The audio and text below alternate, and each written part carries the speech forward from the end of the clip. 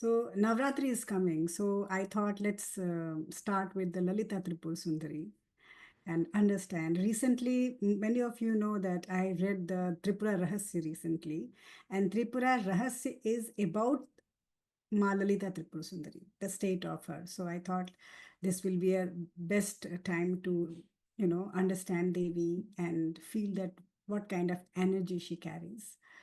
So, do you guys understand what is a Lalita Tripur Sundari? Anybody want to say? I thought it was one of the powerful avatars of Ma Parvati. But Mapa. Okay, yeah. yeah. In South, in North we don't have that much, but in South they do Lalita. Lalita Sahasranam is her, Lalita Tripur Sundari. And I think the Kanchi Kamapi temple is of Lalita Tripur Sundari, and many other temples are of there of Lalita Tripur Sundari. So, first we need to understand the meaning of Lalita Tripur Sundari, and let's pray to Ma that, she blesses us that, you know, uh, she's called like Achintaniya, where you cannot even do the chintan, like you cannot even thought of her. But we are trying to, understand a little bit of her, that how she is. So we'll be talking about Lalita Tripur Sundari. So Lalita means Leela, and Leela means play, a drama. This entire world is known as a playground, like a circus. We say, many times we talk and we say that this entire Shrishti is, entire Brahmand is, the entire universe is like a playground. So this is the Lalita. She's the one who is playing. It's her playground. And then we say Tripur. Can you guys tell me, anyone, what is the meaning of Tripur? Three means three, and Tripur. Maybe worlds. I Yeah, thought three means all three, like Saraswati Devi, Lakshmi Devi, and Parvati together, Tripura Sundari. Okay. And anything else? Or teen look, Tripura Sundari. Yeah. So Three here, awake, dreaming, sleeping. yeah. So three states. There where she's talking about three states. The three states are awaken, sleeping, and dreaming. And it's like going beyond three states. So Lalita, her playground is this three state. So whenever you think that I dream, some dream came to me, or whatever, when we are awake and whatever we are doing now, and whatever we are sleeping at that time, whatever happened to us, all these things are her play. In common language, we can say it's her Maya, it's her illusion. So she is the one who is playing in these three states. And do you guys know what is the fourth state? What is the targeted fourth state where we are trying to go? The fourth state is Turiya, right? Where you go beyond. And then the fifth states come, the Turiyatita. So we all are in our life, we are meditating, we are doing puja, reading scriptures, fasting, whatever we are doing, we are trying to touch the fourth state. We are trying to go beyond these three states.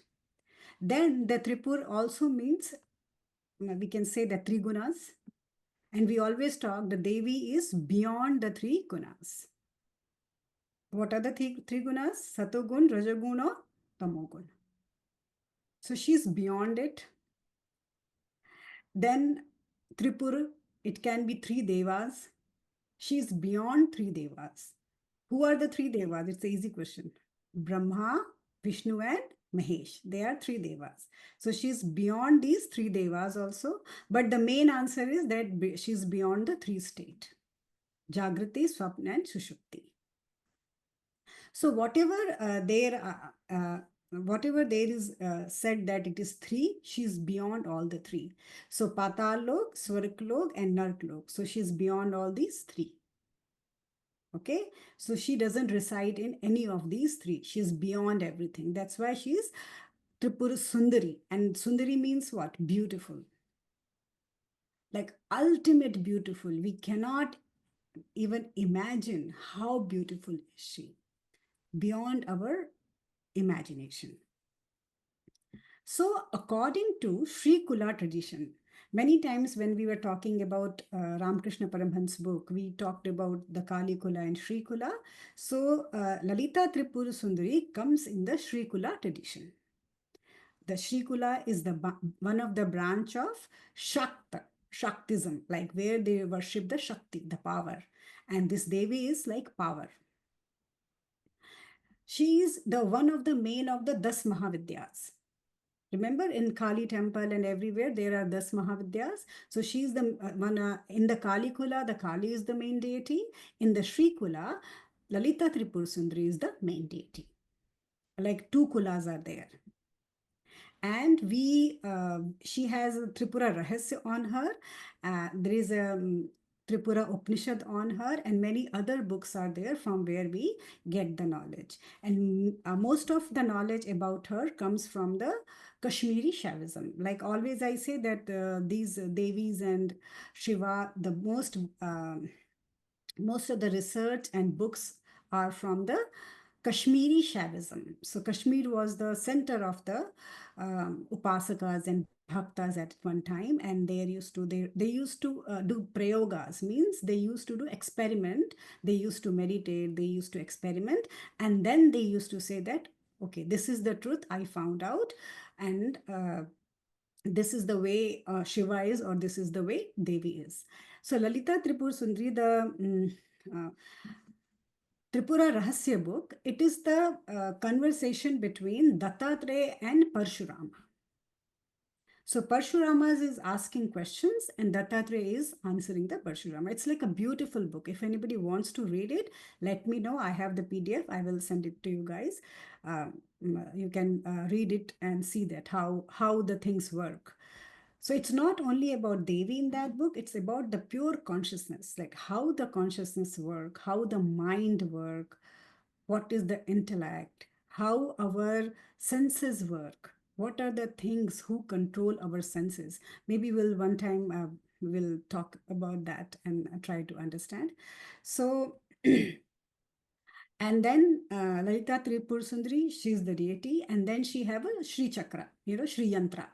Everybody knows about Sri Yantra, right? Most of us we have in our home. So she is the main deity of the Sri Yantra. On the Sri Meru, she's on the pyramid, she's the main deity who sits there. And all other deities are her supporting. So she's the main one in that tradition. So most of how to worship her, it is found in the Samyachara books. These books were written by Bhaskaracharya. Again, Bhaskaracharya was one of the Kashmiri scholar who wrote about the ways how to worship and how the Devi, what is Devi, and how in the modern, like 16th century, Bhaskaracharya wrote about her. Before that, we get the knowledge from Tripura Rahasya, Devi Mahatyam, and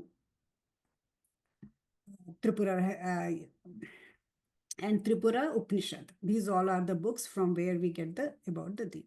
So we posted this picture. Now I want everyone to look at the picture and see. And then tell me, what do you understand with this picture? What this picture is showing? What I felt looking at the picture is if she's sitting on Lord Shiva's, like she's beyond time. When we associate Shiv, it is always Kal. So she's beyond Kal. And I see two Lord Brahmas. So thought it came in my head that it is parallel universe. For all the universes, they are at her, they're surrendering to her, like Sharanagat, since they are at the feet. Those are the two thoughts that came in my head. Like really nice try. So you are right. Shiv represent Kal here, time here. So whenever we talk about Devi or Shiva in the broader prospect, I always say that they are beyond time. So she's beyond time. So now we'll understand the entire picture, that why she is sitting like that. So Devi is here like a Brahma Swarupini. She's a Brahma Mai here. So Brahm is what? The pure consciousness, the Nirgun Swarupa, right? But we consider them in Sagun to worship them. Like Shiva is Nirgun, but we consider Shiva in Sagun to worship. Vishnu is also Nirgun, but we consider to worship Vishnu in different forms. So same way, Devi is a Brahma Swarupni here. So when she is representing the Brahma, pure Brahm, then she is above everything. We need to understand that. Right? So the first layer is the Brahm, and the Brahm doesn't have a gender. That energy can show in a form of Shiva, that energy can show in a form of Devi also. So she is representing Brahm here, and then she is sitting on the Shiva. So this Shiva is called Shavrupi Shiva. Like he's like dead there. Because it's said that the Shiva god gets energy from the Shakti. So when Shakti is sitting there, the Shiva is like dead. There is nothing for Shiva to do. What does the Shiva do? The Shiva destroy. So Devi Tripur Sundari can create, can take care, and can destroy at the same time. Then we see all the deities sitting on her feet. Right? Because she can alone do everyone's work, but with her grace, with her love for everyone, she has dedicated all the deities small job to do. So it shows her in this picture that she is the main icon, like the main Brahma Swarupini, who controls the entire universe. Everything is under her. Then we see Lakshmi and Saraswati. They are, doing blowing the fan to her. It means she is beyond Lakshmi. She is beyond Saraswati. Usually what we think when we see at Lalita Tripur Sundari in temple and everywhere, even I used to think that she's one of the Rupa of Lakshmi. But that's not true. She is beyond Lakshmi. Right? So she is the one who is beyond everything. The three state, where the consciousness work in three state, she's beyond that three state. So when you touch the Turiya state, then only you get the glimpse of her. When you touch the fourth state. In the down three state, we can imagine her, we can see her, we can talk about her, we can do everything, but the grace will come only when you go very deep in meditation or you go very deep in bhakti. At that time, only the grace will happen to anyone. Before that, it's not going to happen. Before that, most of the things are imaginary, we imagine.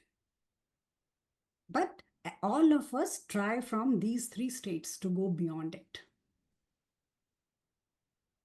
Right? So she's the one who plays in these three states.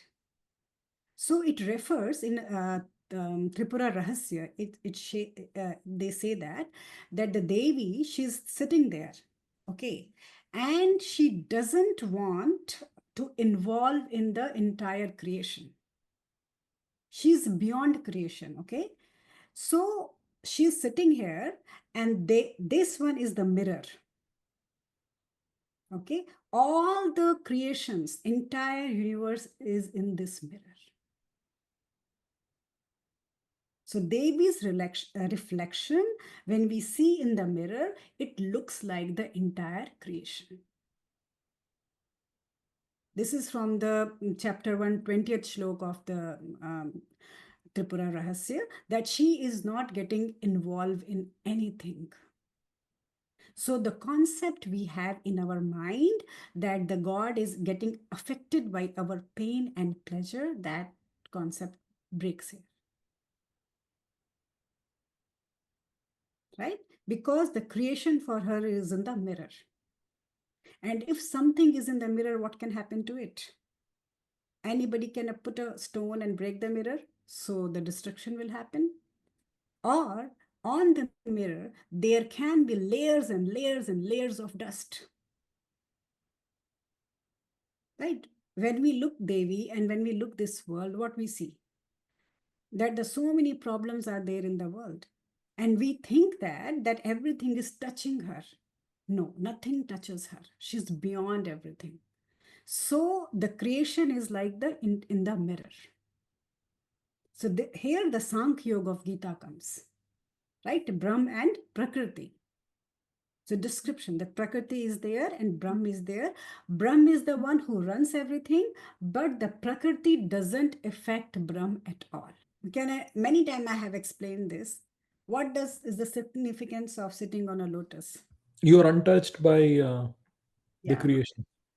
you are untouched by all the filthy things, all the like muddy things and everything. On the pond, muddy pond. Yeah. Muddy pond, and you are always very pure. So she represent that also. Maybe take every positive aspect from that muddy thing to grow. Yeah. Mhm. ఆ, So చాలే same, 4 తిన్నావు కదా yeah, same, తినేసే same. ఒకటిగా Oh, ఇంకోటి కావాలా bread God. So same way we can see that same way that in the Shakta tradition, Sri Kula have Lalita Tripur Sundari and then Kali Kula have Kali. So they are same, but when we look at them, they look different. She is wearing so nicely. She's sitting on a sihasan, so many jewelries and that. And Kali Ma will be like, no clothes. So she's the fierce form. Kali is the fierce form. And this form is like very, motherly form, nurturing form. So that is the difference between dono. But they both are same. Kali is also Brahmamai. And she is also Brahmamai. So in the Shakti tradition, they both are on the top. Like for understanding, we can say that in the Vaishnavism, Krishna and Ram are on the top. Like that, we can say that they are all the same power. People worship both of them. So it's like that.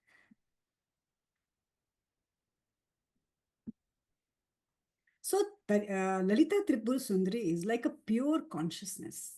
Consciousness means Chetana, like pure Chetana, pure consciousness. She is beyond speech, senses, and mind. So we cannot talk about her. Our senses cannot imagine her, right? We cannot see her. Our mind doesn't have a capacity to understand her. We are trying, but she's beyond, right? So whatever 1% or 0.1% we understand her, that is good for us to go towards her, to worship her.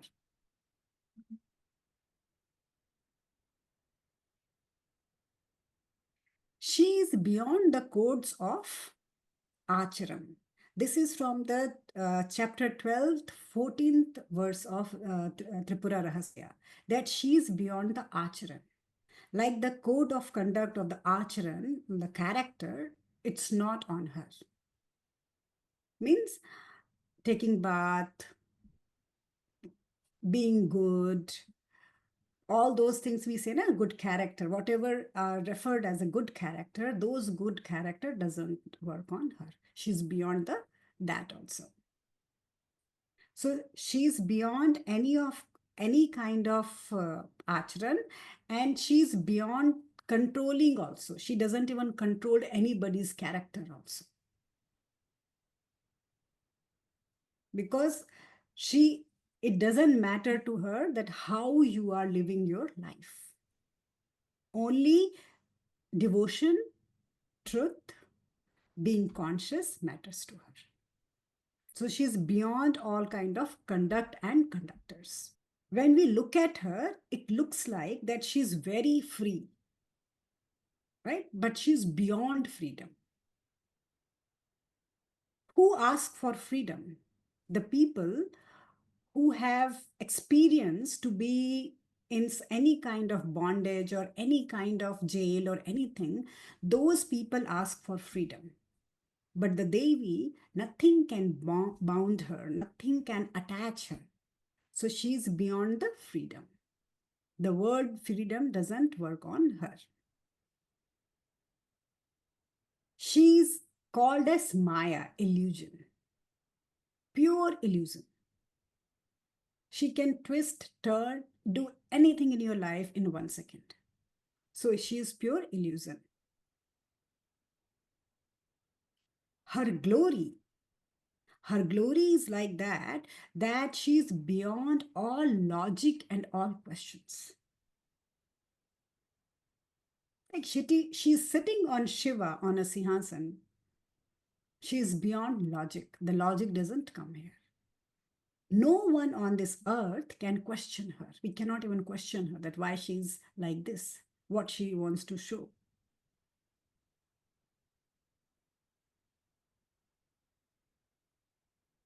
This entire creation is the sport of Devi. It's her Leela, it's her playground. She's just playing. So, when I'm saying that she's just playing, what does it mean? Should we take our life very seriously or should we not take our life seriously? So, when it's a playground of Devi, we should not take our life seriously. Everything is Maya and illusion. So if something happens to you, somebody hurts you, or you have any kind of problem, or things are not going according to you, you should not take it very seriously. Why? Because it's her playground. She's playing with you. When we are playing, when we are in a game, do we need to take our life very seriously? Why do people go in depression? Why people go and do suicide? Why the wars are happening in entire world? Because people take themselves very seriously.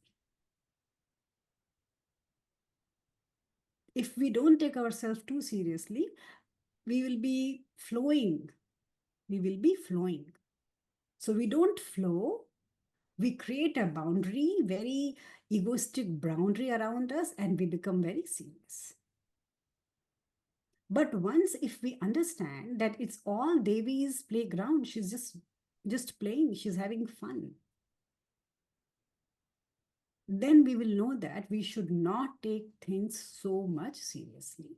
Then from the Tripura Upanishad, first shloka, it is written there, she rules over 3 cities, 3 paths, 3 universe. She's fully present. She's present in letters. She's ageless, birthless, the greatest, and is the glory of all God. So she rules over 3 cities, matlab means the awaken, dream, and sleeping state are the 3 cities. She is beyond these 3 cities. She rules on them. 3 paths: Satagun, Tamogun, and Rajogun. She is beyond these 3 paths. After that, she's beyond the universe. She is fully present. What does the fully present means? The consciousness, right? The consciousness is fully present at every time and everywhere. So she is fully present. She's totally here. But then she's present, but then she's ageless. She is birthless. So what do we call Devi? A Janma. It's not that she's taking a birth. No, she cannot take birth. She is everywhere, omnipresent. But she never take a birth. In the Omkar, A, U, and M, these 3 letters, she is the Om. All the letters, she is referred as these 3 letters. She's the greatest. Like she's beyond everything, very great. She's the glory of all the gods.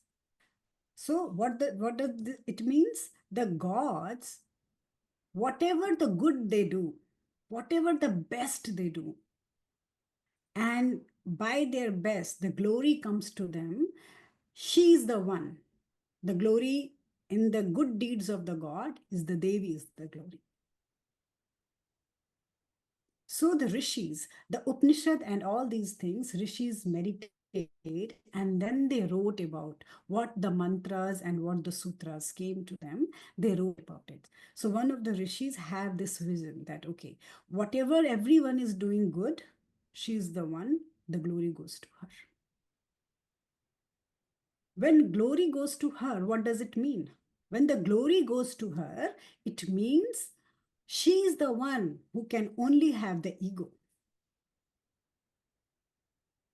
Rest of the people cannot have ego. What is ego? It's the pure consciousness in the slowest form, in the very smallest form, is known as ego. The ego transforms and goes into the reaches the higher consciousness. So she is the one. Whatever good we do, if the devtas is gods are doing good and the glory goes to her, so whatever we also do, the good thing, the glory goes to her. The glory goes to the Brahma. So the pride we take in doing something, the ego we take in doing something, that should also come down. Because it's her playground. She's playing. It's her wish that we are doing good. It's her wish that there are problems in our life. So everything is hers. So what does we understand with this line here? The Nishkamta of the Krishna. That whatever we are doing, we are not attached to it at all. Everything goes to her. It's her grace that we are doing anything good in this world. So our proud should be always very low in front of her.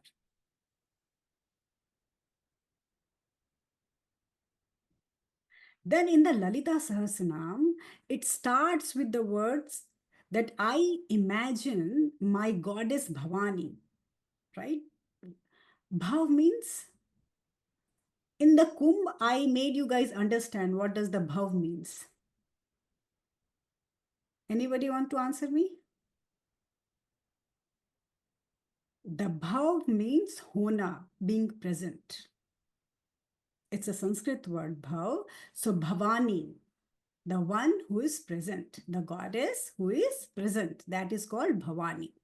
So in the Lalita Sahasranam, the description of her is like she's a Bhavani. She's the one who is present.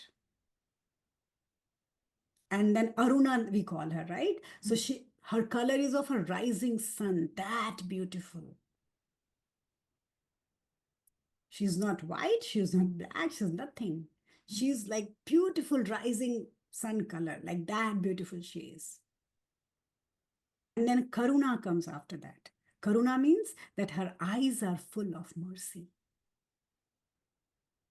When she looks at us, she looks with lot of love and mercy in her eyes.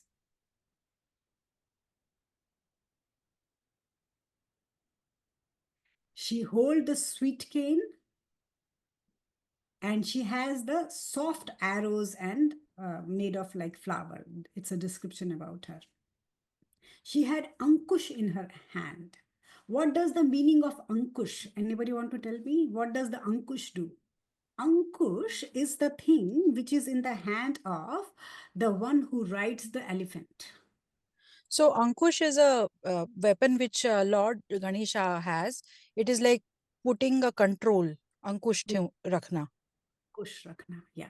So, the Mahavat who controls the elephant, they have the Ankush to control the elephant. So she has the Ankush in her one of the hands. Means she wants to keep everybody in check. She controls everything. So if anybody is going to be trying to be very bad, become a big Datya or, a demon or something, at that time, she's the one, she will try to control that demon also, that Datya also. When we cross our limits and become very egoistic or try not to respect and love others, at that time also, she put Ankush on us. She corrects us. That correction is needed for our growth. Right? So that's why she had this Ankush in her hand. And she's always surrounded by her devotees. She's always surrounded by her devotee, and the devotees are always like praising her and asking blessings from her. So that is the starting lines of the Lalita Sahasranam. I think all of you know that what is Lalita Sahasranam is there.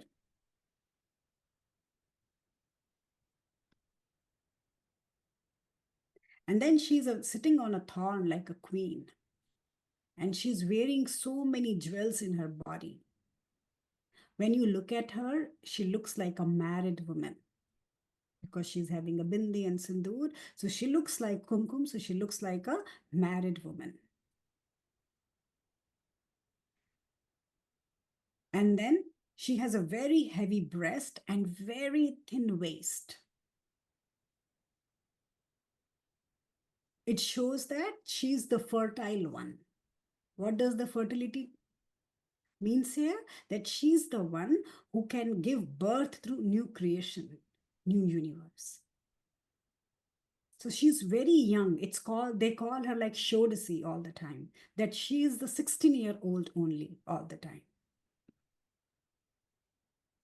And she has the crescent moon. What does the crescent moon represent? We studied about it many times in Durga Shapshati or in the Shiva. What does it symbolize? Like, what is the meaning of that?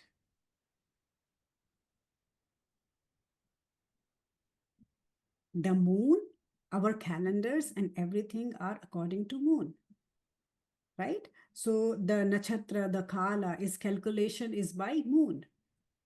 So having a moon on her head, on the god's head, it represents that the kal, the samay is in their control. They are beyond the kal and samay. So she's beyond kalatita, she's beyond the kal. And she smiles so beautifully when she looks at Lord Kameshwara. So Kameshwara is who here? Kameshwara is the Shiva here. She has her own thorn on own Sinhasana where she sits and she controls everything. And everyone, the 5 gods, they sit under her feet. Why they sit under her feet? Because they are ready to take new orders from her. And they think that they all are blessed to fulfill her orders, her desire, whatever she wants. So they are like always ready to fulfill the Devi. So there was a long ago, there was at the Brahma's place where the Brahma live, the creator. So all the rishis came there, like Sanaka, Sanananda, Sanat Kumar, Atri, Bhrigu, Angiras, all the rishis, Gautama, Vishwamitra, Narada, everyone came there. And then they were like talking, like debating.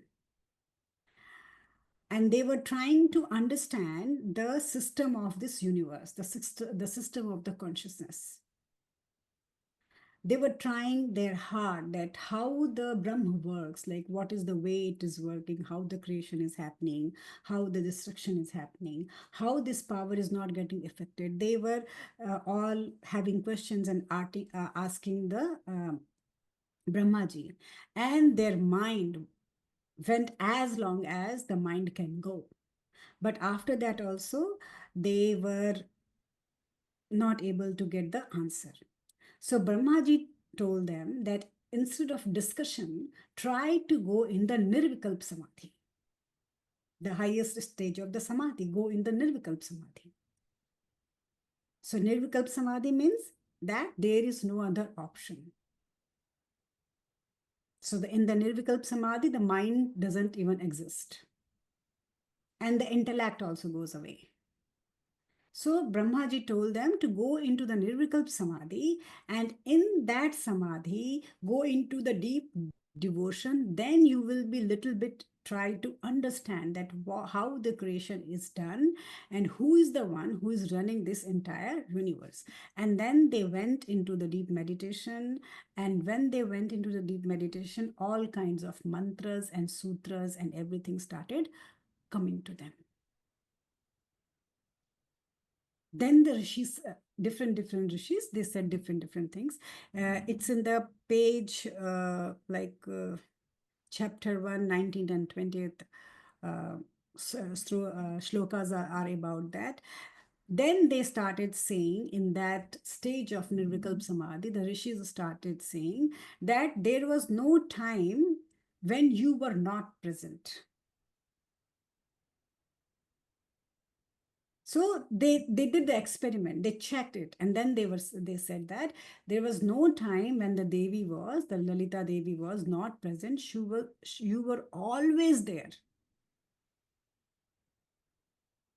Then also you are unborn, right? You are there, and we cannot say that you were born to somebody or you took a birth. No, you are beyond that line. You were there, but you were never born to anyone. You are beyond that light.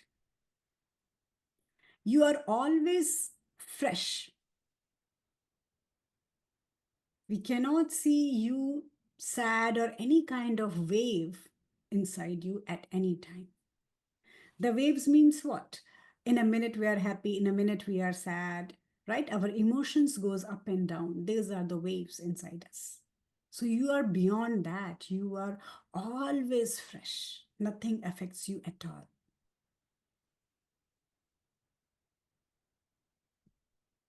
Then they said that we know that you are the non-dual self. So duality finishes there. What is duality? I and my God. I and this world. Right? So till you are I and my God, and I and this world, and me and something else, the duality is there. For experiencing her, you need to go into Nirvikalp Samadhi, where the duality ends, where everything becomes one. Then you can experience her. That what does she is. You can experience her space, that how you feel in that space. It's not that anybody is able to go and jump into that space. At least you can touch, have the glimpse of that space. What is the space beyond everything? What is there? And I want all of you to do lots of meditation and try to go into deep and deep samadhi. Uh, if you don't go like that deep, it's very hard to experience something beyond. And the people who cannot do meditation can have an intense bhakti, can have a pure bhakti all the time. So you can experience that kind of thing. So you will be able to touch, have the glimpse of how the supreme consciousness work.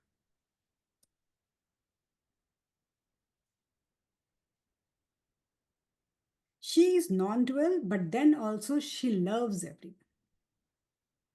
And she answers for the devotion. The people who get deep rooted in devotions. She's non-dual, she prefers non-duality, but when you are in deep devotion, how you become? You become non-dual. You merge with your God. You try to become one with your God. In the Nirvikalp Samadhi also, the ego vanishes. In the deep devotion also, the ego vanishes. The ego is no more there. So when you reach that stage, she start looking at you. She loves you. Sorry, I'm having conflicting views. On one end, when we say that she's beyond these waves, she doesn't have any wave, which means beyond any emotion. But on the other side, for her children, like all of us who are going to call her when we are in pain or suffering, she comes, वो बोलते हैं ना, पलक झपटने के पहले, she'll just be there right away. So Yeah. That means Ah, she's understanding our feelings. She's feeling our pain. So how yeah, can yeah. both things happen at the same time? Yeah, both things happen at the same time. She is not having any mercy or any pain because she is not at the level of mind where the pain and pleasure is created. It's the third layer of our body, the Manomaya Kosha, right? So in that level, she is not coming. You cannot play game with her. But at the bliss level, the fifth level, the Anandamaya Kosha, when you start reaching there, she comes from that compassion, the fifth layer compassion. That compassion, the big saints have that compassion, like Ramakrishna Paramhans, and like um, Kabir had, Tulsidas had that kind of compassion. They were beyond the emotions related to mind. So, Mugdha, you need to understand how the body and the mind works here. Yeah, I think I'm trying to Yeah. Maybe understand. maybe when my retreat is done, then I'll have a workshop for one day workshop for again for the 5 layers of body. There, where you will understand how the body, the 5 sheets of the body, how does it work inside us. Yeah. Thank So you. with your pain and your happiness, she doesn't care. Yeah, but the compassion works. So in the love and the real compassion is totally two different things. Totally two different.